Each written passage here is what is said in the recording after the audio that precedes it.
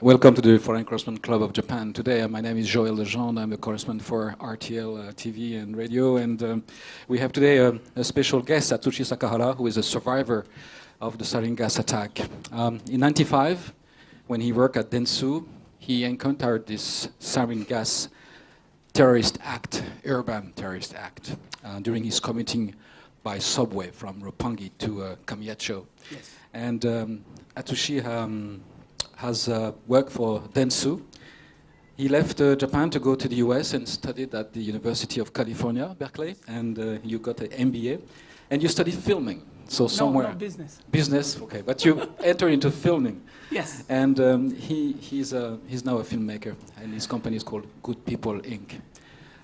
He produced a Palme d'Or winning short film, Bean Cake, in 2001. It was in Cannes Film Festival in France. And he has also written many books, such as Sarin Gas and Bean Cake at Kodansha and others. If you want to, you can talk after with him to talk all about that. So, as I said, he's now a film director. He's in production on his documentary called A Picture about Aleph, and he's also a PR director. And we're gonna hear from him because, from what I understood at the beginning, he wants to convey his message, his impression. He wants to talk as a victim. The victims in Japan of many accidents, such as this terrorist act, but also other accidents in the past, like Minamata or others, have witnesses and victims who are sometimes staying away from the cameras or staying away from the authorities because it is a kind of discrimination that sometimes touch them after that. And from this and from other things, we're going to talk today with Mr. Atsushi Sakahara, and I ask you to welcome him very warmly. Sakahara-san, dozo, please. Yes. Today, I thought that I should wear a business casual, but excuse my attire because I'm in still production, and my crew is shooting me. And this is my uniform when I'm in production, particularly for my documentary. So please pardon my attire. And then also, I'd like to reach out to the rest of the world outside of Japan. So maybe my English is poor. However, let me try to speak in English and to deliver my message. Thank you. And because I think the standpoint and where I see the world is quite important for any film. So let me briefly introduce myself. And I believe that the very long version, detailed version of my self-introduction is delivered to you. So let me go through the brief version. I was born and raised in Japan, and after college, I worked for Dentsu Inc., advertising agency. And 1995, March 20th, in the morning, I was on my way to office from Motoazabu to Tsukiji, where the Dentsu's headquarters was located. And then I hopped onto the train where the sarin gas was spread or put, and I inhaled sarin gas. And I miraculously survived. And then a couple of months after the incident, I left job. I left Japan to the States. One of my very good friends, Rabbi Hofberg, at Cranford, New Jersey, helped me to recuperate. I spent 1 year with him. Then I moved to Washington, D.C., working for a internet consulting firm based in Arlington, Virginia. Then I decided to apply to UC Berkeley for MBA. Then during the summer break, somehow I decided to go to the Hollywood to make a short film with my friend, the director, David Greenspan. After the MBA, I stayed in the San Francisco Bay Area. I became an entrepreneur, although unsuccessful. And however, the film was invited to Cannes. As Joel explained, our film luckily won the Palme d'Or at Cannes. Then I came back. Then I met a beautiful lady, a Japanese lady. She was returned from Europe. And we hit off, and then we started dating. And shortly after the meeting, we decided to get married. And then a couple days before, I went to see her father for permission for marriage. She revealed her past. She was a member of the cult that put the gas. And our marriage didn't last so long. About 1.5 years, our marriage became torn apart. Then, from that point, I have had a sort of introspective thinking time for more than, I think, about 7 years. Because I couldn't, if I want to write, if I want to express something, that has to be related to my experience in the subway. And I didn't want to hurt her feeling, and then also I didn't want her to commit suicide or anything, something like that. Then, 2010, I published my autobiography, Sarin Gas and Bean Cake. But I guess the catharsis was not enough. And then also my post-effect was still severe. And also I had a hard time to manage my emotions. And I cannot work for full-time as a professional, as a businessman. And I was sort of cornered. Then a Buddhist monk in Shikoku, Shuzen Yoshimura, the monk at the #1 temple of 88 pilgrimages in Shikoku, Henro, asked me to shoot around the Shikoku temples, okay, for maybe a change of air. And I did it. But 2013, on my way back to Tokyo for errands, I lost consciousness in the airplane and experienced spine compression fracture. I was hospitalized for half a month, and I gave a thought what I should do, how I should live my life. And then once I was about to give up my dream to make a film, then I wrote a book called The Social Principle about the new sociological theory, which I developed by myself. After that, maybe I should make some film then. What is a film about? What should I do? I originally wished to be a filmmaker for theatrical film, not documentary. But this time, maybe I should face the Omu then. That's how I became a filmmaker of documentary. Then, as I said, I have 3 hats. 1 is I'm a survivor. 2 is I'm a man once married with a woman who had been a member of the cult who put the gas. Then now I'm a film director. Then my message is, people ask me, why Atsushi, you owner, are you a fan of Omu? No way. It's not possible. But the message I want to deliver to the rest of the world is, I want to believe in humans. I want to believe in the humans, even if people kill each other under the name of a religion, even if people kill each other under the name of the country, or even if the people kill each other under the name of the race, I still want to believe in the humans. That's my stance. That's where I stand. Then, if you ask yourself, if I ask myself, okay, is there anyone who really reported the victims of sarin gas well?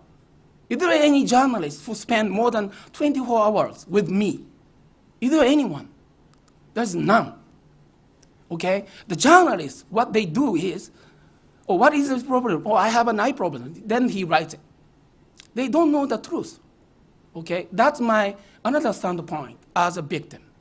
Then I thought, maybe Omu people is also in the same situations. Who listen to them carefully, without prejudice? Maybe that's the job I have to do.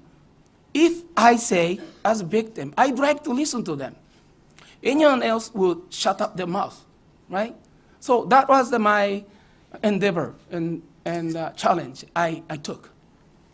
So another message is, do you know about it? If you say you do, how much do you know? That was a question to myself too. So that's why I embarked on this documentary. And I'd like to show you some of my footage I shot, unfortunately very short. But this is the picture.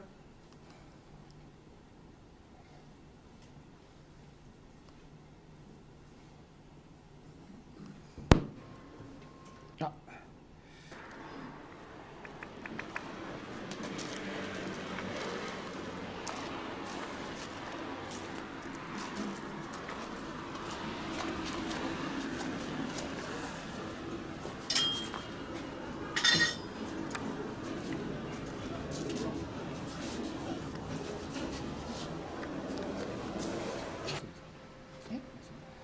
Last week, 2 weeks ago, maybe 10 days ago.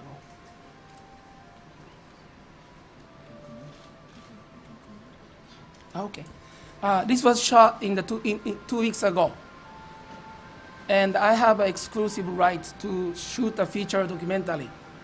No one else can show this footage. They still believe in Asahara, and I took Mr. Araki to Kyoto, where both of us came from.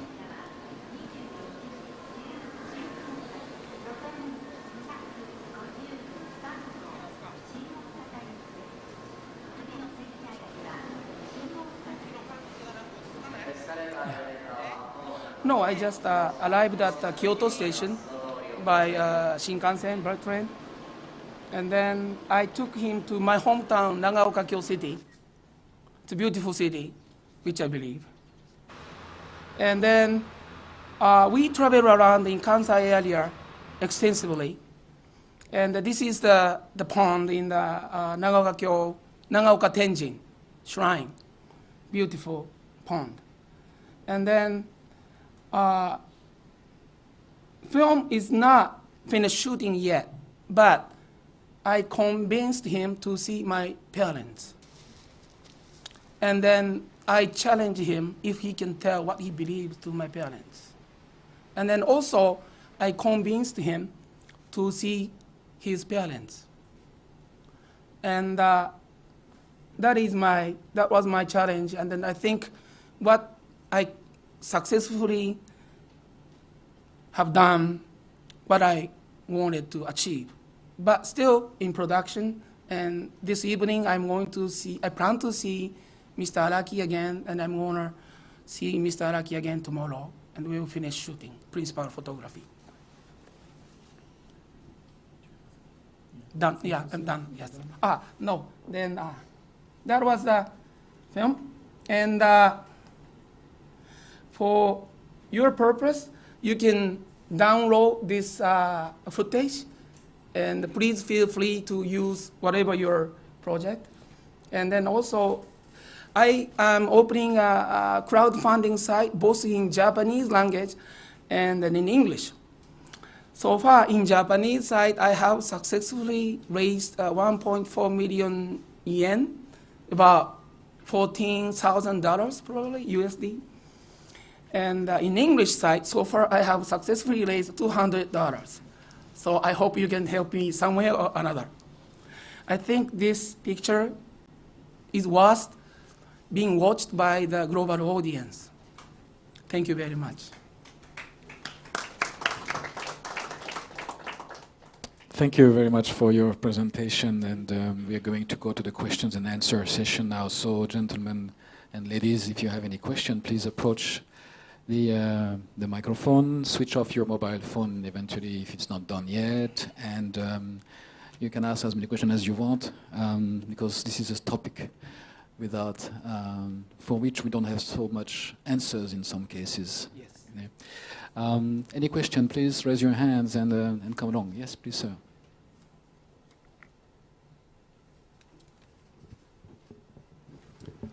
Hi, my name is David Houston from Kyoto News. I want you to describe that morning of March 20th, 1995, and just when you first noticed something was wrong. Okay, maybe it takes 3-4 minutes, but let me try, okay? On that morning, I walked from my apartment to exit number 3 of the Roppongi station. And I was carrying a Nikkei newspaper here, like this, okay? And then I went down to the platform. I was leaning against the wall and waiting for the trains coming.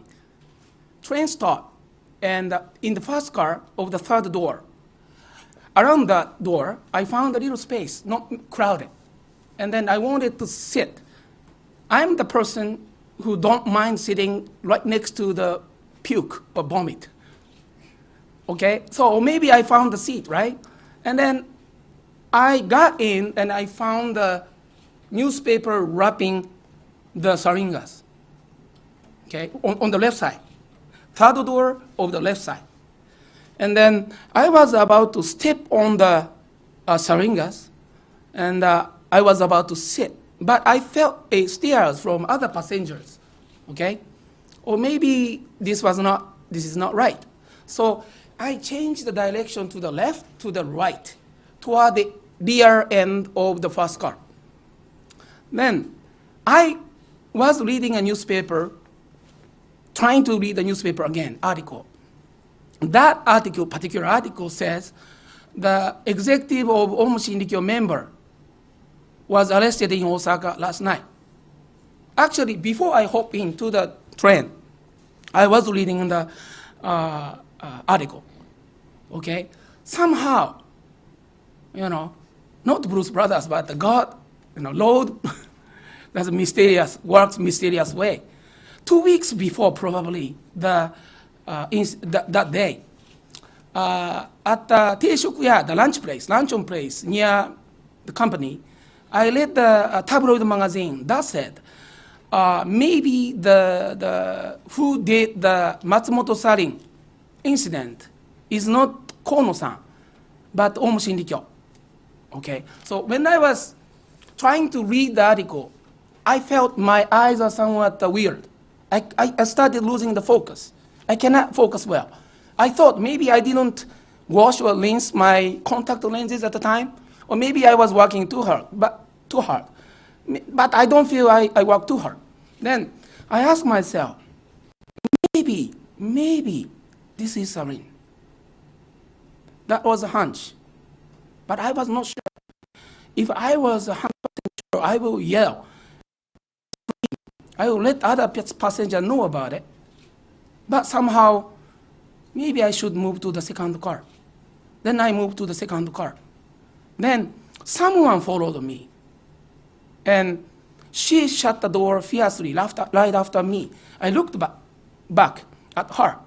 She was a pregnant woman with a sweat. And then I stand at the a top part of the second train, okay? Then I grabbed the grip, right? And then someone said behind me, that guy or gentleman is in coma or lost consciousness. And I saw the guy, middle-aged man, through the two of windshields, right? I could see it. And then train slided into the Kamiyacho station, and passengers in the first car took that guy out, also another guy out. I heard one of those guys passed away later. Then I had a presentation at my company for my client. So I usually take a shower in the morning at the company. So I wanted to take a shower. So I have to go soon, right? Because I want to take a shower early enough. So I woke up to Kamiyacho, and right in front of McDonald's, I picked up a cab. Around the time, I already started losing the light in my sight. Okay? And I saw TV news crew scurrying around, running around. And I had a chit chat with the cab driver. Then I went to my company, I took a shower. And that shower was in the basement floor. Then I started losing light again.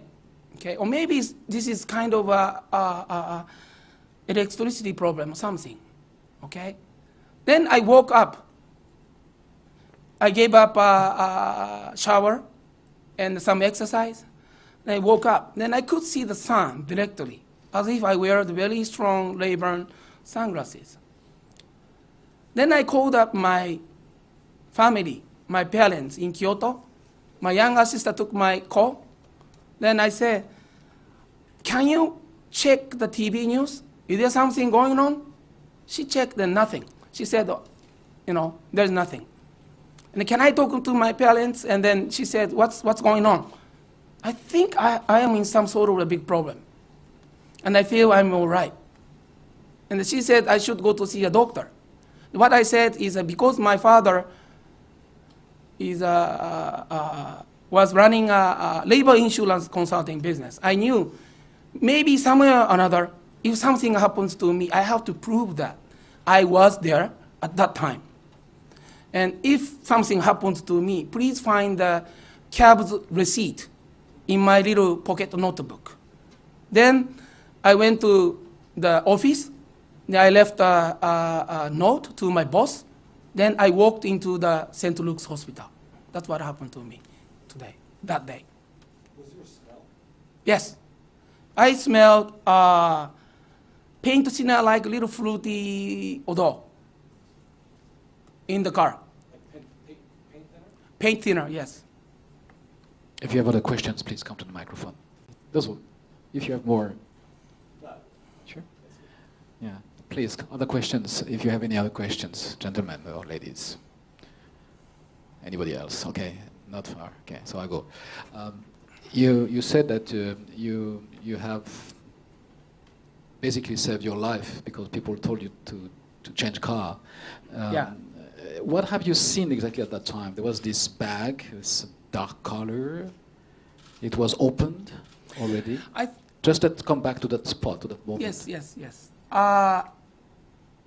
Not unpacked. It was as it was, wrapping the maybe plastic bags in retrospect, and then but transparent liquid was leaking out from the. And I thought, because it's weird, but Takeshi Kitano's father was a painting guy. Maybe painting guy left a paint thinner somewhere or another. I couldn't explain well, or maybe this is a paint thinner. Where did any guy, craftsman, left a paint thinner? What is this? That's my first hunch or reaction to the liquid. No idea what's going on.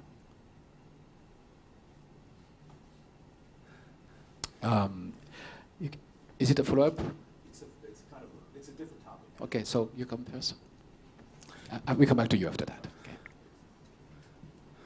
I'm Martin Fritz with the German magazine Wirtschaftswoche.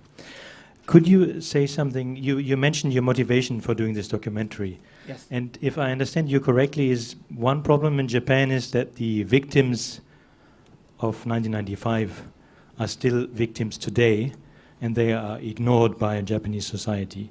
Many of them are afraid to even apply for compensation. Yes. Because they don't want to be labeled as victims. Yes. What is your opinion about this? Yeah, I think you are quite right. And for me, for example, is there any woman who would get married with me, knowing that I'm a victim of the sarin gas attack, and I may have a better chance to have a cancer and a post effect? Is there anyone who stand up and tell the truth? It's hard, right? All of them try to forget because no one can do anything, would like to help them out. They just have to accept the reality. I think, yeah. And then also, they have most of the NPOs, organizations, government might have a not quite right view on the post effect. I am still learning. I've been sitting in the court of Katsuya Takahashi as an observer for the last month and a half. And I'm learning my post effect by sitting there with another sarin gas survivor. Okay, we sat together, and then I can see his eyes are very tired. He has a hard time to keep his eyes open. Okay, and then he fallen asleep right next to me. We've never had this kind of occasions, so it's quite hard to understand who I am, what I suffer from, right? And then also, I think the PTSD, the term was coined around the time when the sarin gas incident. People say, your post effect is a PTSD. Is that true statement or not? Right? I am a organophosphorus post effect, poisoning, gas poisoning effect. That's one of other survivors told me. You know, and then all of the activities by the government and the organization are centered around the concept of the PTSD. Nobody has checked it. And then also, today, I sit as a survivor of sarin gas, but the survivor of the sarin gas is a true statement or not? Probably not. You know why? Because what we inhale is 35%. Only 35% is sarin gas. 65 are other poisoning, liquid and gas, right?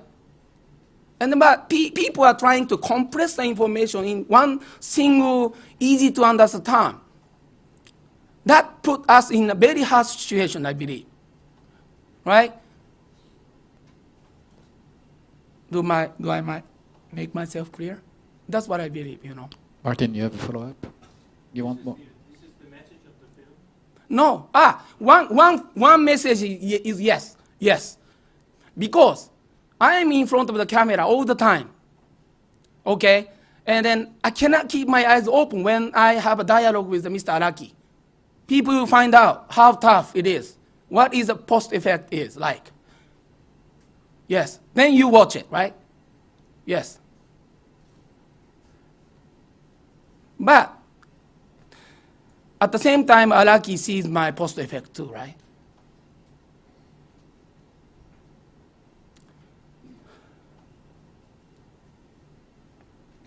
Yes. Sure, please come. Yeah, I'm right. Yes, good idea. I was wondering if you could talk about how your relationship developed with your ex-wife and how or why you started that relationship, and how she came out to you about, that she was How did I meet her? that she was a former member. When did she come out to you and tell you that? And how? Yeah. So basically, how I met her and then how I developed the relationship. Okay. About Omu? Okay.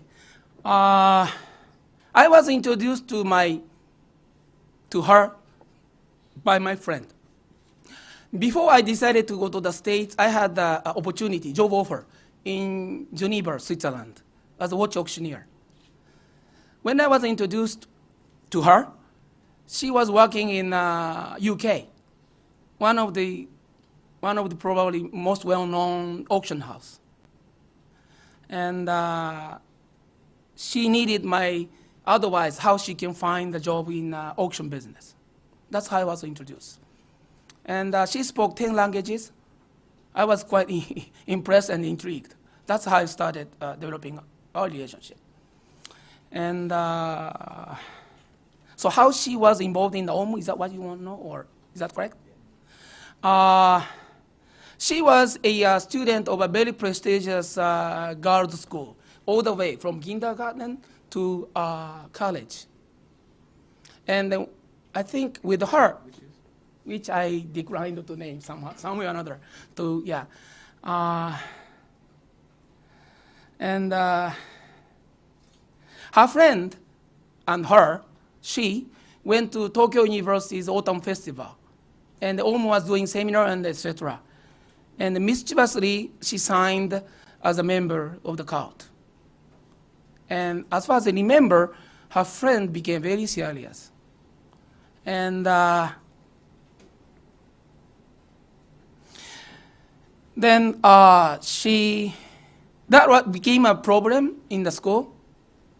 And I think her parents begged the school to treat her nicely, to let her graduate. She left the school to Canada. And then she entered the university in Canada. And basically, her parents tried to let her be away from Japan. Okay? And after the 1995, I think police and law enforcement didn't treat her parents not nicely. That was a horrible experience. That caused a problem and trauma.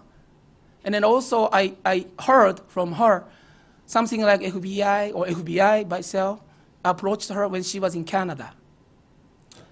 And she felt very scared about that. Then she came back to Japan. Actually, I had a dialogue with the Araki. Those kind of people are the most, pity people. When I was with her, she tried to be away from police. And some of her old, probably a friend of her, who are still in the cult, tried to get in touch with her. And then also, she doesn't want to see her old friends. Even for marriage ceremony, she could invite no one.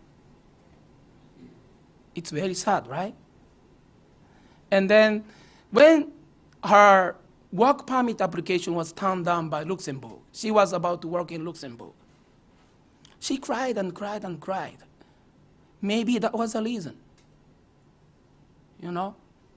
So those people who leave the cult and to come back to our society has the toughest time. No place to go. Yes.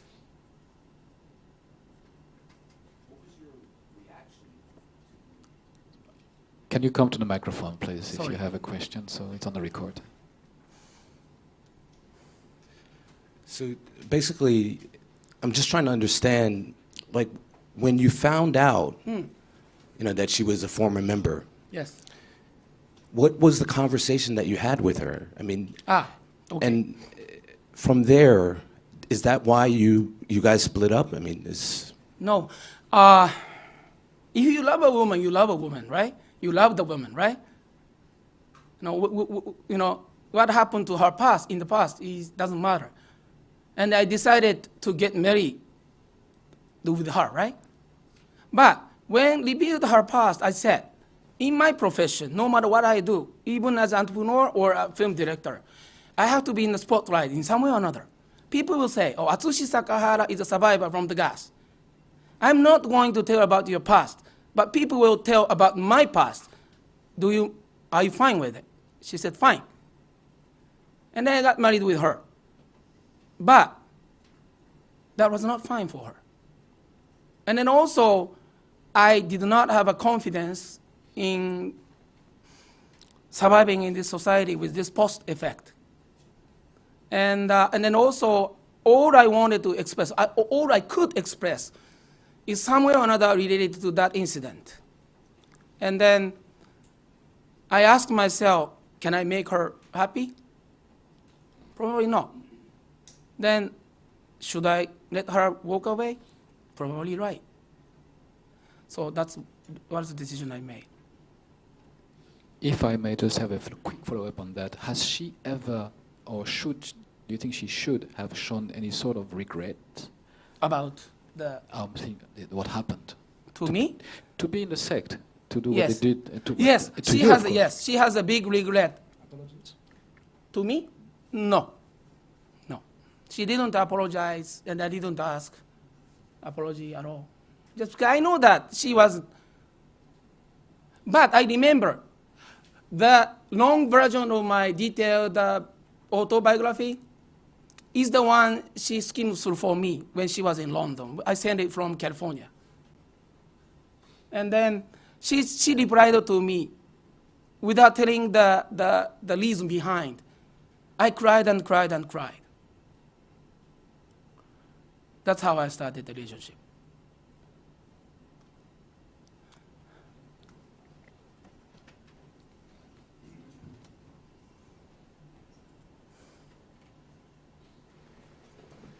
Hello, my name is Sonja Blaschke. I'm a freelance journalist from Germany. And I would like to ask you, could you describe in a little more detail what kind of medical treatment you received on that day and also later, maybe in the first couple of months and also in the following years? Okay. Thank you. Okay. That day, the people who were severely affected by the gas took the pump, I don't know how I can say, anti-poisoning, whatever it is, pump. But my choline esterase didn't go down that much. I was affected not only the sarin gas, but also more other poisons. So I didn't get the pump. Then I was working right in front of our hospital. There was a headquarters, right? Okay? 20 years after the incident, now I can tell. My boss came to see me. Okay? Atsushi, are you okay? Yes, I'm okay. But I remember he has a plan to go to Hawaii on that evening.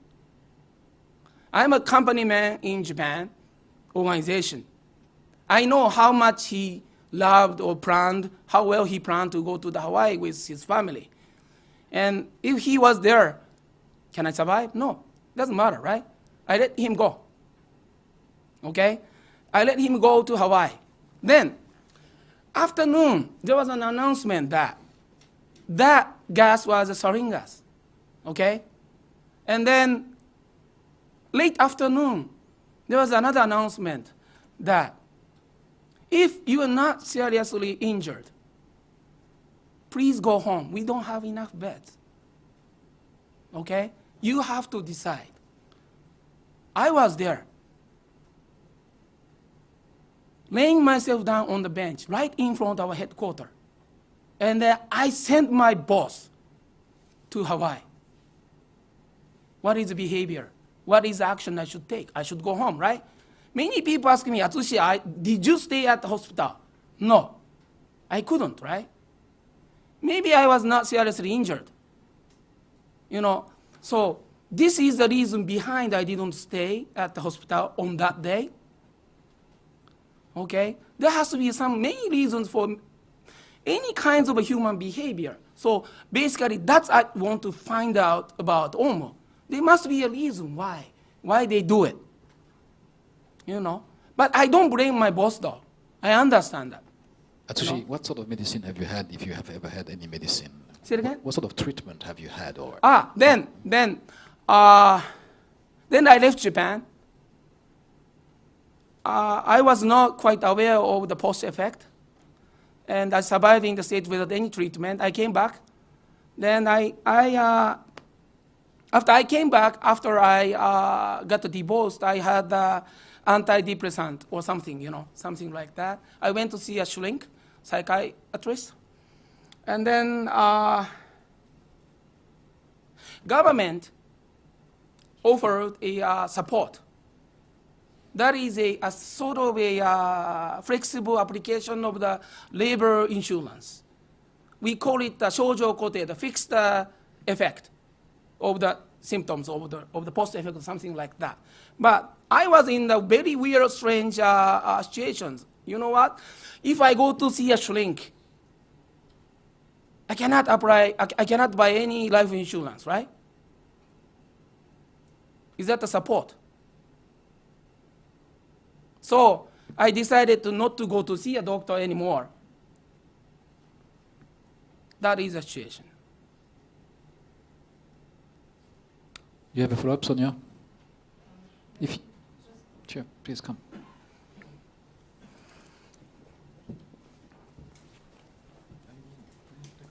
Okay. Maybe just in addition to the previous question, was there any kind of system that was set up for the victims to have regular checkups, maybe at the same hospital where you were treated at the first time around? Yes. There was an organization, NPO, called the Recovery Support Center. I used to be a board of that organization. They are trying to do a regular checkup once in a year. In a sense, that helps. But in a sense, they have limitations. Okay, so we have Lars now. Lars Eliasen, German press agency, DPA. Good to see you again, Sakata. When you follow the news these days, there's a lot of coverage, and they show the images, the shootings on that day, 20 years after, and you hear the word terror. It's a terror attack, terrorist attack, terrorist attack, terrorist. So this word terrorist and terror attack is repeated over and over again. When you hear that, and when you see the way the Japanese media is covering the 20th anniversary of that incident, how do you feel about that? Are you happy with it? Are you satisfied? Or how do you feel about that? Thank you. Disappointed. I'm disappointed. I feel I'm disappointed. That's why? Because I want to believe in humans.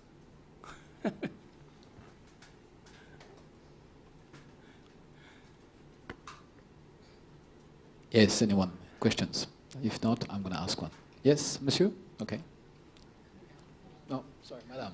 I'm sorry, I can't see well in the light. Anyway, we are humans. I am Miki Toda of Associated Press.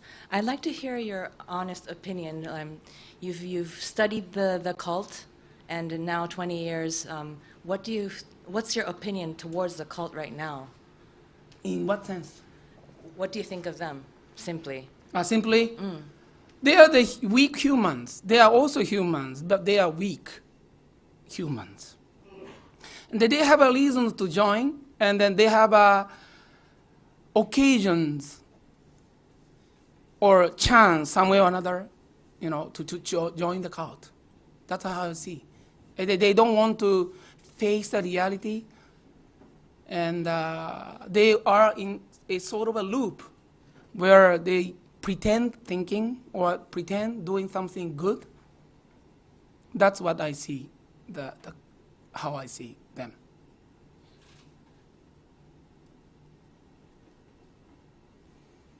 Yeah, Atsushi, I have a question regarding what happened at that time. I was myself in Kasumigaseki a little bit after that accident, 95 March. I was asked by my company to go and report about that, and I remember that the Kasumigaseki subway's exit, it was a battlefield with people bleeding and units. There was a sense of crisis again, and there was a sense of course, surprise. At the time, that some policemen said they were eventually expecting terrorist attack with guns or bazookas or things like that, but it was the first time that we had such chemical attack in this context. And have you felt when you were at the subway yourself, or when you get out, do you feel there was a sense of preparation or complete surprise? And, do you think that they were ready for facing such crisis, or not at all? Yes, I think that is a very good question. I tell you that something not good or something wrong takes place in the society, you don't know what's going on. You don't know. You have no idea. But that thing is happening. Meaning, as a victim, I was there, but I didn't know what's going on there. No clue. No fear. But that's a usual day. But I inhaled the gas and became a victim. I didn't. And then also, I didn't, victims usually don't watch the TV when they lay themselves down on the bed, right? But I did, actually I did. And then I heard the helicopter flying around because I was living in the Moto Azabu.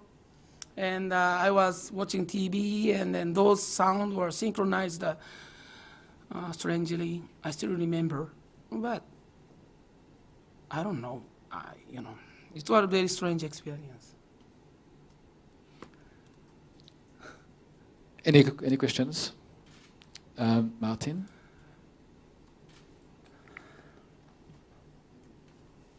Sorry, I've come back to the motivation about your film.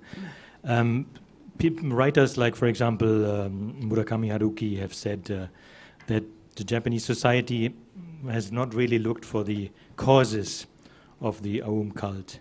Why so many young, intellectual, well-educated people joined the cult. What is your opinion? Has Japanese society learned anything from this?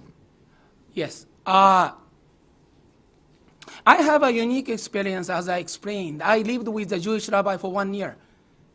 Okay? Surprisingly, no Japanese knows this. In Judaism, congregation can fire a rabbi. The rabbi is hired. Okay? In Japan, Buddhist monk is not hired by the congregation. They can inherit. That's their family business. So basically what they do is funeral business, correct? They don't listen to people. They don't. When I met Rabbi Hofberg first time, I asked him, what is your occupation? Okay? I didn't know what the rabbi means. And he said, I'm a psychologist. I listen to people. Okay? That's their job, right? In Japan, unfortunately, we don't have it. Why we don't have that service? Because that's family business. The system, economic system, the organizational system is different. That's my view. We don't have that care, unfortunately. Yeah, talking about a question that I was asked before, I would like to ask you, if you said, he asked you, have Japanese learned or not from that? You answered. Some people are now making a sort of parallel between what happened 20 years ago and what is happening now with the Islamist world. And we've seen, for instance, that some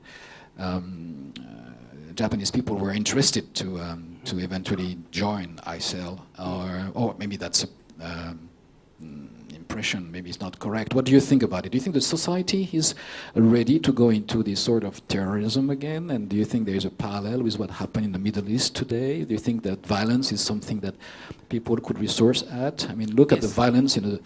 Every day there is someone killed in this country these days. I mean, what is exactly the perception that people have about this violence? Islamic and Middle Eastern. Okay.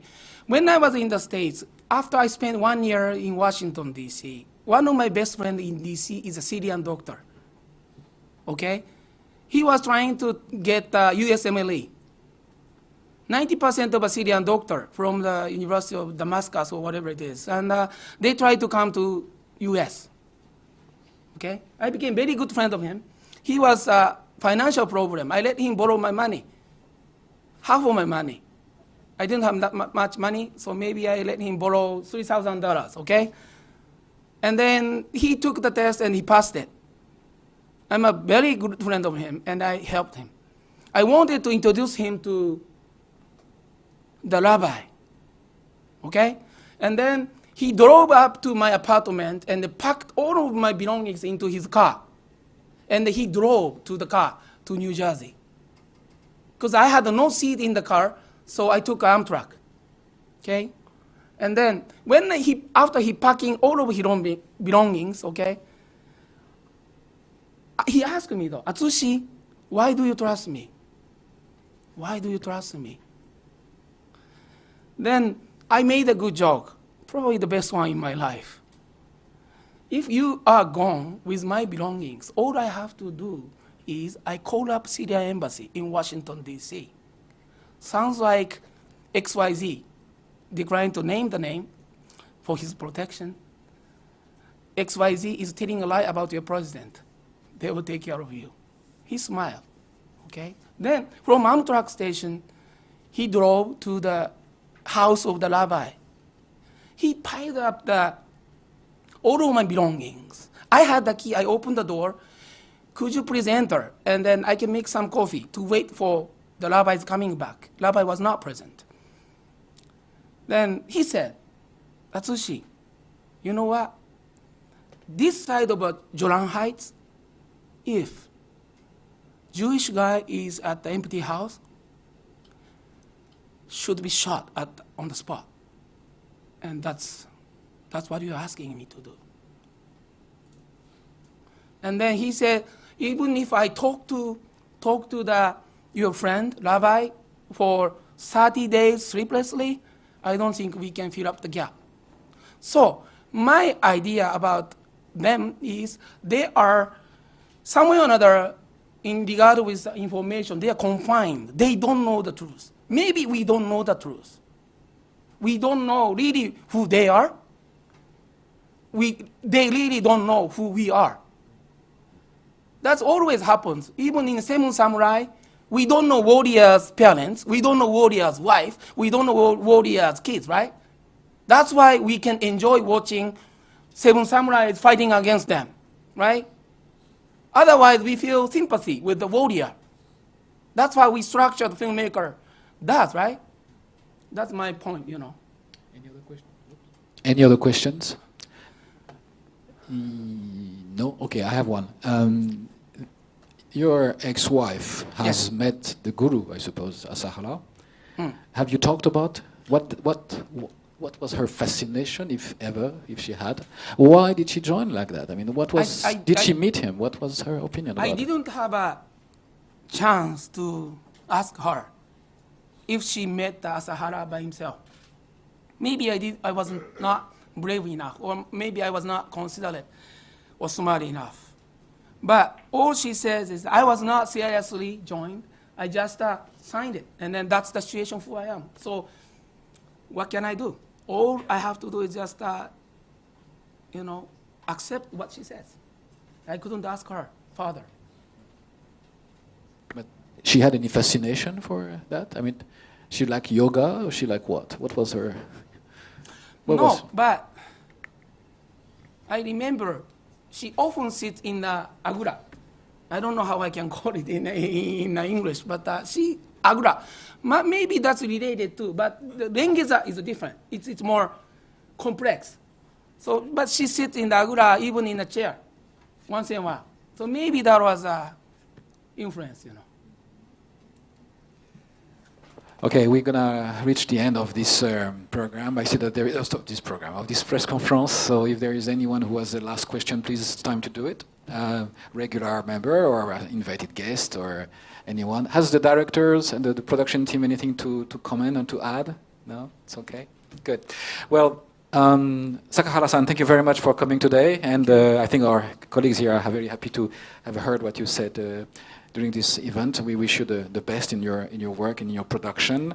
The press club makes you a member, so that is for you. Congratulations. And thank you again for coming today, and thank you to all to come today. Thank you. Thank you very much. Thank you. Thank you. Okay. Yes, thank you very much.